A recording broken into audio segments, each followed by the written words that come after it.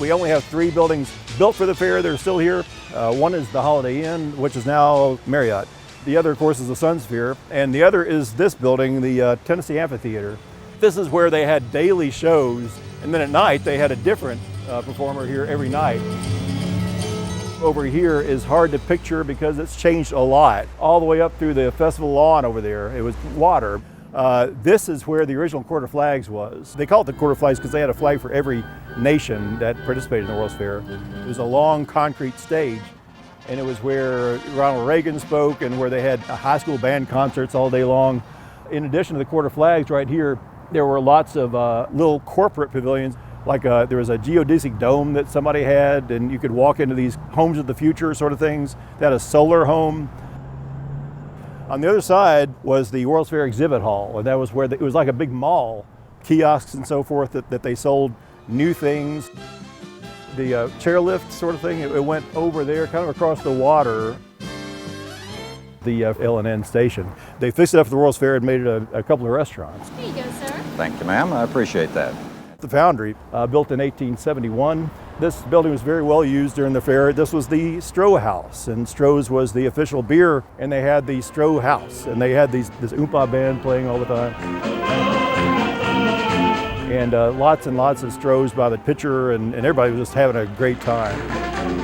Turn a corner now and go into what was, I think, the main avenue of international pavilions. You probably know that the World's Fair had an energy theme because it was planned in the wake of the energy crisis in the mid-1970s. Nations were showing their latest energy innovations about how they were saving energy in their nation and what you can do too. But the Philippine Pavilion was the first one that you came to here, and the Philippines had brought their heads of state here. Ferdinand and Imelda Marcos came to the World's Fair right to this site. One of the things that makes the World's Fair historic is the fact that we had the EEC. What became the European Union had a pavilion in a World's Fair. They all had a little nod to culture, and at the UK they had a never-ending loop of the Charles and Diana's wedding. This was, of course, where the Rubik's Cube was, at the Hungary Pavilion. And just beyond that, the Elm Tree Theater, which was a really interesting natural amphitheater where you just watched these interesting, fun shows. This is where the Japan Pavilion was. Japan had one of the more successful pavilions in general. They also had a painting robot, and everybody wants to see the painting robot. But up here, these are all old Victorian buildings that were saved for the World's Fair. They all had different exhibits in them. They were part of the fair. One of them was a Budweiser. They kind of overlooked where the Clydesdale horses were stabled. The candy factory. This building's been through a lot in its 100+ years. And they went out of business during the early Depression. It had been used just as a warehouse for about 50 years before the World's Fair. Fair developers said, I bet we can sell candy at a fair. Let's have a candy factory, and they built a candy factory in the old candy factory. The next pavilion over was the Korean Pavilion, and they had rare performances of Korean dancers. This was the place where the Saudi Arabia Pavilion was, and you would go walk in there, and they were one of the really pro-oil pavilions. They thought oil was great.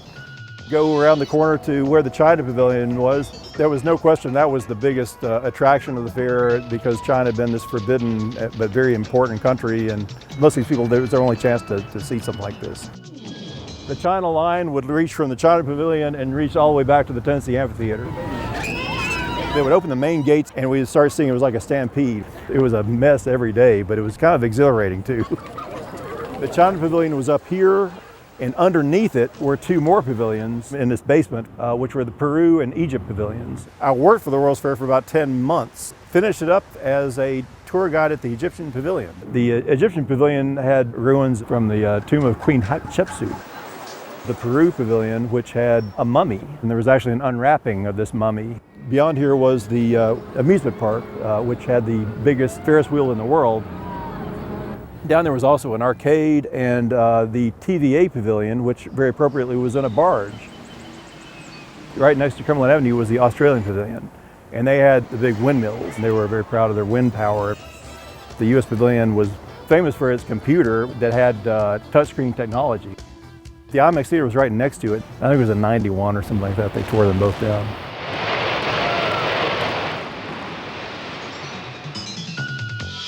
For people who worked here, it was a fun 6 months. To some extent, the spirit of the city changed, and that might be as big a change as the physical